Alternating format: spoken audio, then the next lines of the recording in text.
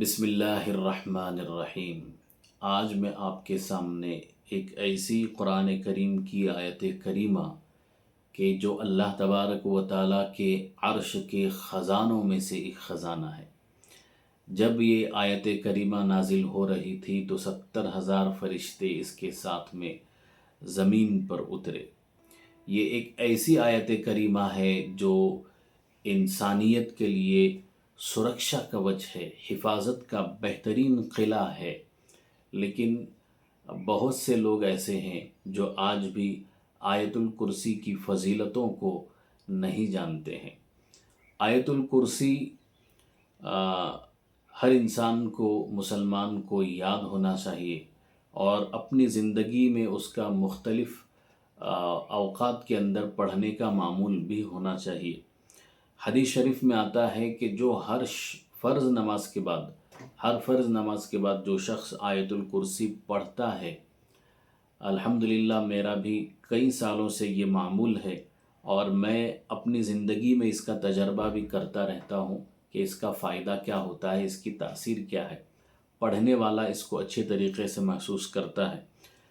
खैर, हदीस ये है कि जो शख्स हर फ़र्ज़ नमाज के बाद आयतुल कुर्सी को पढ़ता है, जन्नत और उसके दरमियान में, यानी जन्नत में पहुँचने के लिए इसके लिए दरमियान में सिर्फ़ मौत ही एक आड़ है। मतलब ये है कि जैसा इसका इंतकाल हो जाएगा वो सीधा जन्नत के अंदर जाएगा। ये आयतुल कुर्सी पढ़ने की सबसे बड़ी फ़जीलत है। इसी के साथ साथ जो आयतुल कुर्सी पढ़ता है वो शैतान के वसवसों से हिफाजत में रहता है। जो आयतुल कुर्सी पढ़ता है, अल्लाह तबारक व तआला उसको रिज़्क़ की तंगी से बाहर निकालता है, उसके रिज़्क़ में खैर व बरकत होती है। इसी तरीक़े से जो आयतुल कुर्सी पढ़ता है वो अल्लाह ताला की हिफाजत में आ जाता है।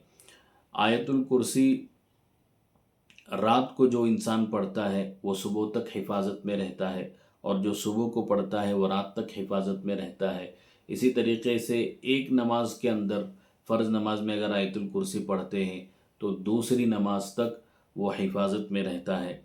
तो गोया कि ये एक हिफाजत का सुरक्षा कवच है आयतुल कुर्सी। तो हमें भी चाहिए कि हम जब इतना बेहतरीन इसका फ़ायदा है और तासीर है तो आयतुल कुर्सी को पढ़ना ही चाहिए। और हमारे तो तजर्बात में है कि शैतान इससे डर कर भाग जाता है। शैतान के बदन पर कपकपी छा जाती है और शैतान जो है वह अपना रास्ता बदल देता है जहाँ आयतुल कुर्सी पढ़ी जाती है। तो बेशुमार फ़वाइद हैं आयतुल कुर्सी के। तो बहुत सारे लोग अपनी मुसीबतें, तकलीफ़ें लेकर के आते हैं, बोलते हैं और रूहानी शिकायत भी बार बार बोलते रहते हैं।